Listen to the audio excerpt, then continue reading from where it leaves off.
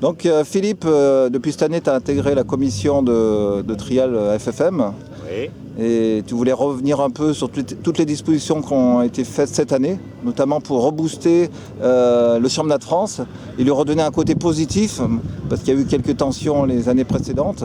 Donc tu penses que c'est important d'expliquer voilà, toutes les nouvelles directives et puis toutes les nouvelles actions qui sont lancées.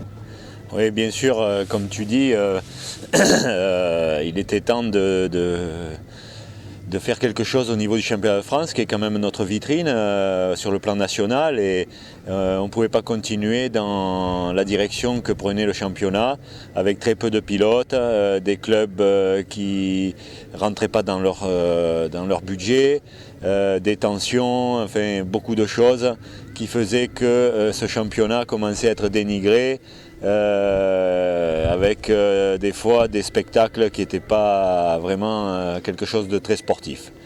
Donc cette année la commission, et je remercie aussi la commission et mon président François Courboulex, parce qu'il a eu le courage aussi de chambouler un petit peu les élus et de nous laisser un petit peu ouvrir des nouvelles idées et les valider, parce qu'il faut les valider. Une commission, ce n'est pas une personne, c'est plusieurs personnes. Donc on s'est penché un peu sur tous les problèmes. On a posé des questions à nos pilotes qui ont fait quelques courriers pour donner leur ressenti.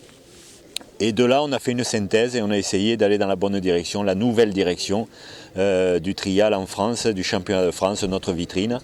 Et je crois qu'on est arrivé à quelque chose de pas mal. Ça se vérifiera bien sûr cette année, puisque c'est vraiment l'année où on va jauger toutes les décisions. Et si on ne s'est pas trompé, je pense que pour les années futures, on va pouvoir peaufiner beaucoup de choses et avoir vraiment un championnat digne de ce nom. Alors, la première prérogative que nous avons prise, c'est que l'idée du France va être beaucoup plus ouverte à plusieurs catégories. Parce qu'on s'est aperçu que dans le trial classique, par exemple, on avait énormément de monde et on n'avait pas que des champions. Il y avait aussi des gens beaucoup moins forts qui étaient intéressés à venir au championnat. Donc ce championnat de France trop élitiste, on s'est aperçu que ça rendrait beaucoup plus étroit le nombre de participants. Et ça, pour les clubs, c'est pas possible. Donc les prérogatives, elles sont simples. On a créé une nouvelle catégorie qui va s'appeler Critérium.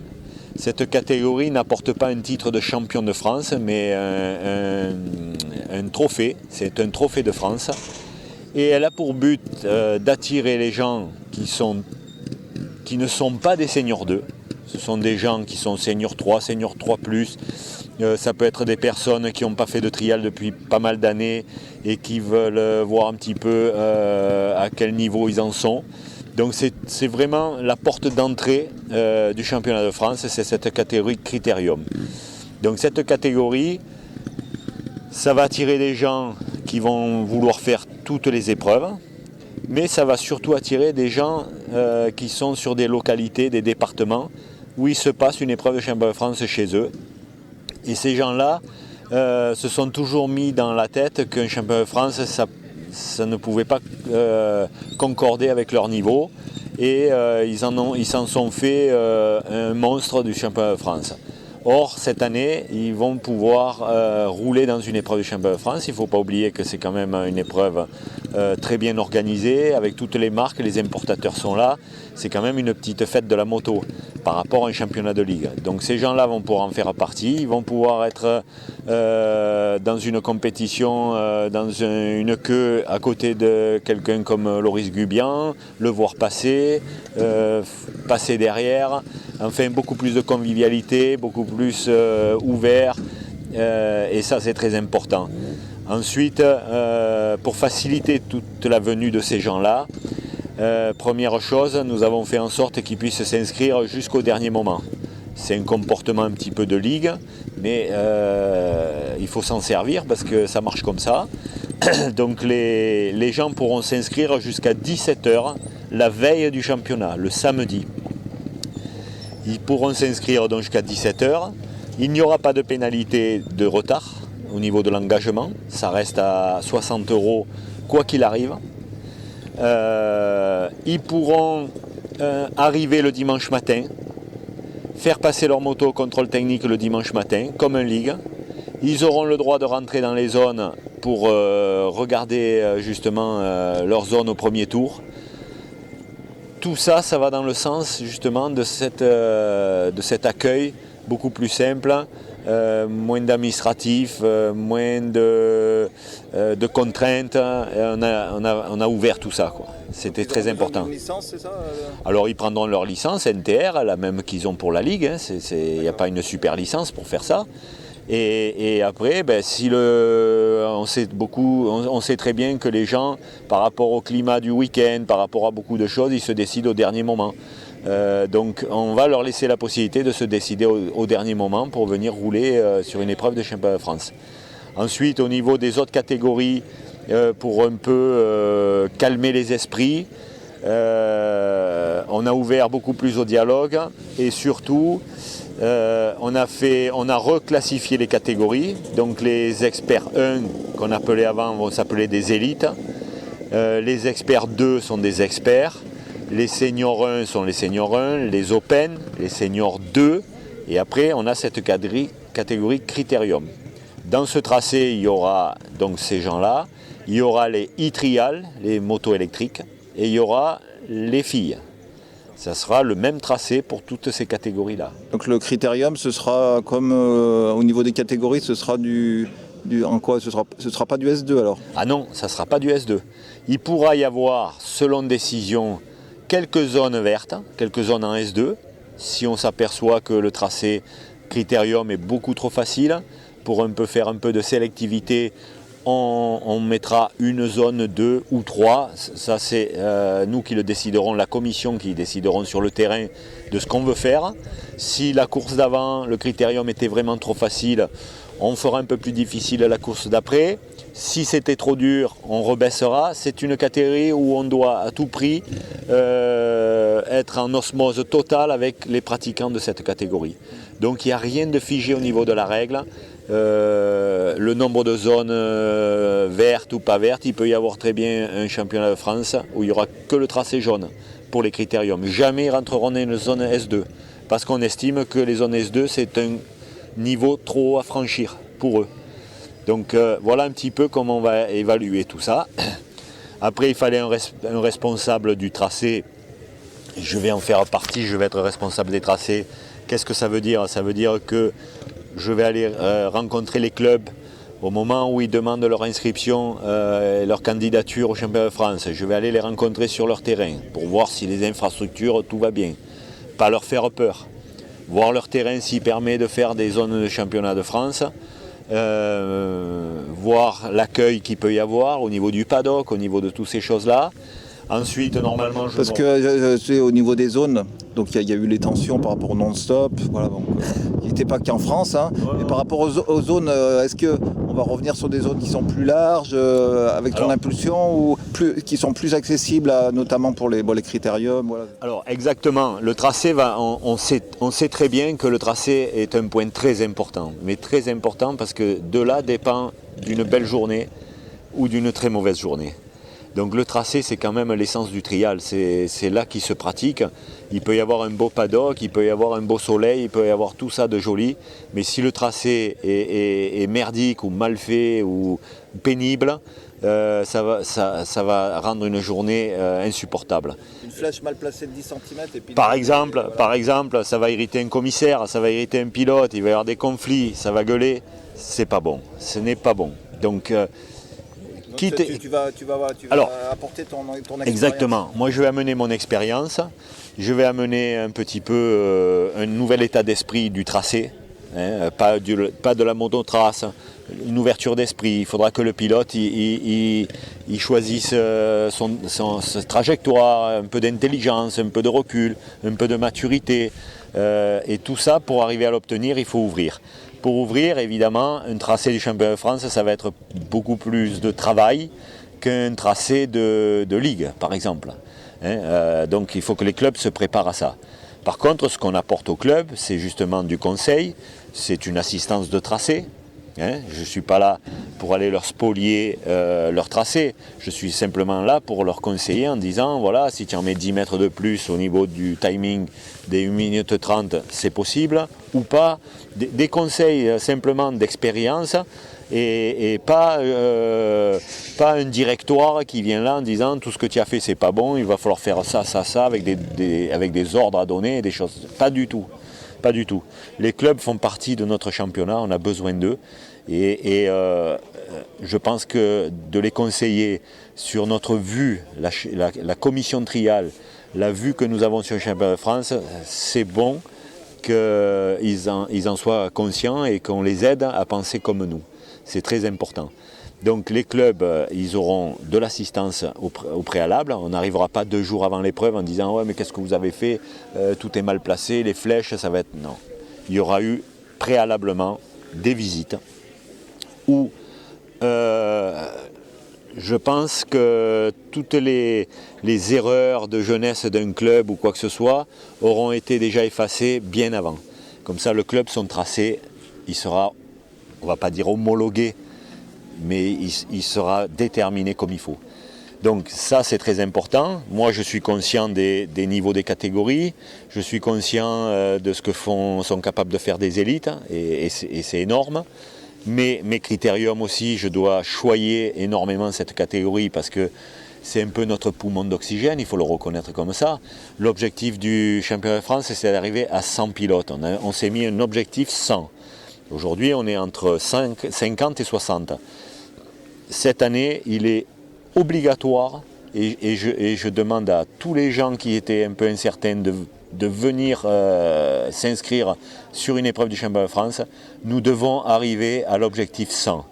Parce que 100 pilotes, ça veut dire qu'un club rentre dans ses frais. Un club va voir du monde. Les importateurs qui vont s'impliquer et aider cette machine de trial qui est la fédération, qui est la commission, qui sont les clubs, va pouvoir investir parce qu'en échange il y aura du monde.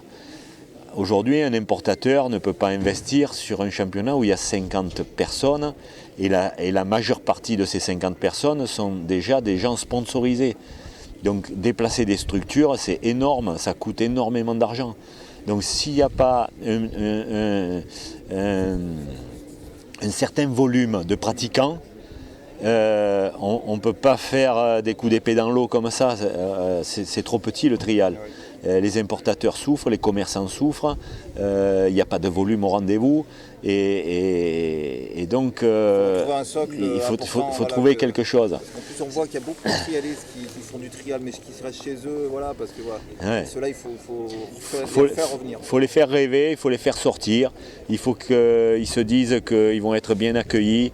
On a réussi à demander à tous les importateurs une petite participation financière, mais aussi on leur demande à tous de pouvoir recevoir sous les auvents des tentes officielles un client, un participant, mais qui est client, qui n'est pas un pilote sous contrat, de pouvoir le recevoir pour lui faire un service, lui vendre une pièce pour qu'il puisse faire sa course le lendemain, des choses comme ça, pour que ces gens-là se sentent valorisés. Voilà, c'est ça qui est très important. On n'a pas changé les règles du trial. Ça restera l'arrêt. Voilà. Au niveau par exemple du paddock, il y a des changements par rapport à ce qu'il y avait. Voilà, alors le paddock, avant il y avait paddock A, paddock B, alors qui est-ce qui avait le droit d'aller au A, pas au B, il y avait ceux qui avaient payé, qui n'avaient pas payé, bon, ça faisait une discrimination énorme. Aujourd'hui il y aura un grand paddock, il y aura une avenue centrale avec tous les importateurs et les magasins, parce qu'on a des magasins partenaires aussi, donc il y aura tous les importateurs, les magasins qui seront là, une allée centrale au milieu du paddock. Et autour du paddock, les gens viendront se garer et on sera tous au même endroit. C'est très important d'avoir cette cohésion parce que sinon, ces discriminations, ça amène à la guerre automatiquement. Et le trial, c'est une grande famille, il ne faut pas l'oublier. Et on ne peut pas en laisser un sur le bord de la route, c'est pas possible. Pas aujourd'hui, pas la situation que nous vivons, et pas le championnat de France qui a beaucoup souffert de ce petit nombre de pilotes. Donc ça, c'est très important. Ensuite, oui, écoutez, moi je vous invite à venir découvrir déjà la première manche à Alassac. Cette année, on a vraiment mis, on a réussi à avoir quatre clubs qui ont bien voulu prendre le championnat, qui ont bien voulu tenter l'expérience. Donc on a Alassac à Brive, on va avoir Oron à Nice, le 1er et le 2 juillet. Donc c'est encore un trial sur 2 jours. Je vais expliquer pourquoi. Donc ça va être le 1er et le 2 juillet, station de ski, on va être bien reçu. Après on va avoir Bréal sous Montfort, on n'a plus besoin de le connaître, c'est quelqu'un qui organise, Yves Percheron qui fait partie aussi de la commission trial, c'est quelqu'un qui a organisé les plus grands rendez-vous du trial. Donc on aura une épreuve en Bretagne, on en a une dans le sud-ouest à Brive, on va en avoir une à l'extrême est à Nice et moi j'organise la finale au Revest à Toulon. Donc cette année, 4 clubs ont bien voulu se mouiller dans cette nouvelle formule. Je pense, je souhaite et j'en suis convaincu que ça sera une réussite et que l'année prochaine, pour 2018, on a déjà beaucoup de candidatures sous le coude qui attendent un petit peu de voir ce qui va s'être passé, mais qui sont prêts à foncer. Et là, on va avoir un beau championnat bien étoffé pour 2018. Cette année, c'est vraiment la jauge. C'est là qu'on va voir si on a tapé où il fallait pour que tout rentre dans l'ordre. Ça, c'est très important. Je voulais en revenir aussi aux 2 jours. Cette année, c'est la seule épreuve qu'il y aura de 2 jours parce que le motoclub de la Gaude, qui est un grand motoclub organisateur, avait posé une date bien avant le congrès. Donc, il avait posé les 2 jours parce que les formats d'avant, c'était 2 jours. Ça, nous souhaitons l'arrêter. Les prochains championnats seront sur 1 jour, de manière à avoir beaucoup moins de frais, pour réduire aussi le coût. Pas besoin de partir le jeudi ou le vendredi. C'est pour ça qu'on a fait les inscriptions jusqu'au le samedi à 17h. Pas de pénalité. Les gens qui ont un jour de route, qui seront coincés sur la route ou quoi que ce soit, ils passent leur contrôle technique le dimanche matin. Ils peuvent aller visiter les zones, ce qui n'était pas possible avant, et ils font leur trial normalement. Donc toute cette flexibilité qu'on a redonnée, c'est pour le bien de tout le trial et surtout donner des solutions pratiques, confortables et que les gens, quand ils auront terminé l'épreuve, se disent ben vraiment ça valait le coup de se déplacer. C'est le plaisir avant tout. Il faut reconnaître que cette année on aura 6 élites, 6 pilotes qui vont participer donc, dans la catégorie élite, qui sont des professionnels ou des semi-professionnels. Tout le reste, ce sont des amateurs. Il faut pas l'oublier. Même des jeunes en S1 qui se donnent à fond et tout, ils vont tous à l'école où ils ont tous déjà un boulot. Donc il faut quand même considérer ça et donner la possibilité de rouler le week-end mais de travailler aussi la semaine. Et c'est dans ce sens-là qu'on va redorer un peu l'image du trial, du championnat de France. C'est une bonne étape. Merci Philippe. Voilà. Bye.